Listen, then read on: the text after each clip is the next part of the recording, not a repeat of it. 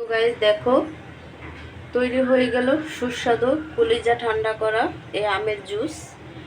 আর এই আমের জুসটা খেতে কিন্তু অসাধারণ লাগে, ছোট থেকে বড় সবাই পছন্দ করে। আসসালামু আলাইকুম, welcome back to my channel. কেমন আছো তোমরা সবাই?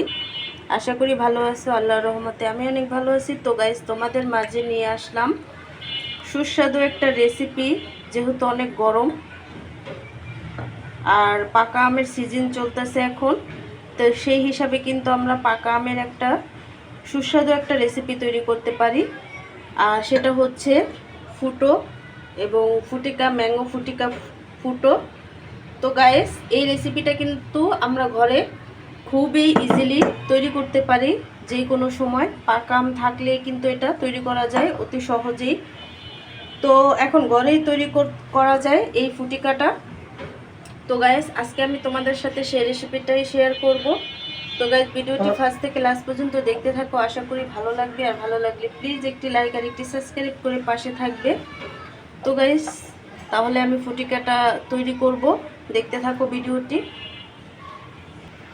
তো গাইস, ফুটিকা তৈরি করার জন্য এখানে আমি 4টা আম নিছি একই সাইজের, আর একটা আম নিছি আমি কাঁচা, কারণ ফুটিকার জন্য একটা টক আম প্রয়োজন।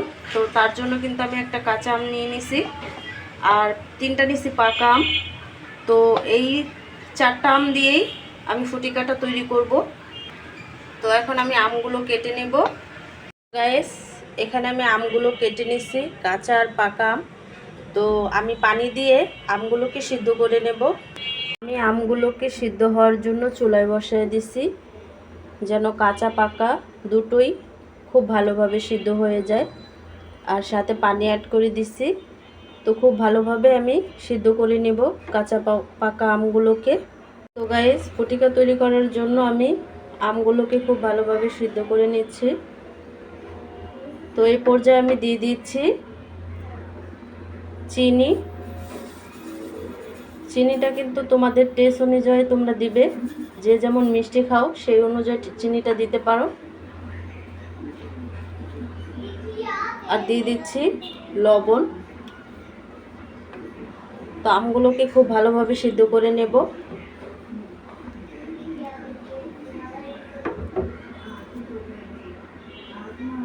তো গাইস, আমি আমের জুসের থেকে এই আমগুলো সেকে নিয়ে নিছি ব্যালেন্ড করার জন্য। ব্যালেন্ড করার পরে বাকি জুসের সাথে এই আমগুলো আমি মিক্স করে দেব, কারণ ব্যালেন্ড করতে সুবিধা হবে, নয়তো দেখা গেছে আমগুলো ঠিকভাবে ব্যালেন্ড হবে না ওই জুসের কারণে। তো আমি ব্যালেন্ড করে নেব। তো গাইস দেখো, আমি আমগুলোকে ব্যালেন্ড করে নিছি আর সবগুলো জুসের সাথে অ্যাডজাস্ট করে ফেলছি। তো আমি সেকে নিব, যে আঁশগুলো থাকে সেই আঁশগুলোকে সেকে নিলে খুব ভালো হয়। তো গাইস দেখো, তৈরি হয়ে গেল সুস্বাদু কলিজা ঠান্ডা করা এই আমের জুস। আর এই আমের জুসটা খেতে কিন্তু অসাধারণ লাগে, ছোট থেকে বড় সবাই পছন্দ করে। আর এমন পাকা আম থাকতে থাকতে কিন্তু আমরা এই আমের জুসটা বাসায় স্বাস্থ্যকরভাবে তৈরি করে নিতে পারি। তো দেখতেই পাচ্ছ, আমি কিন্তু কোনো কালার অ্যাড করিনি, আমের কালারেই হয়ে গেছে। আর আমের জুসটা দেখতেও অনেকটা কালার হয়েছে, দেখতেই পাচ্ছ।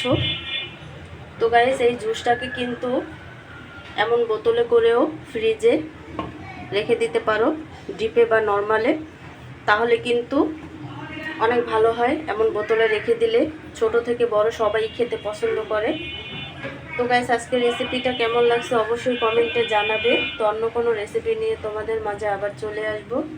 আজকে এই পর্যন্তই। সবাই সুস্থ থাকবে, ভালো থাকবে। আল্লাহ হাফেজ।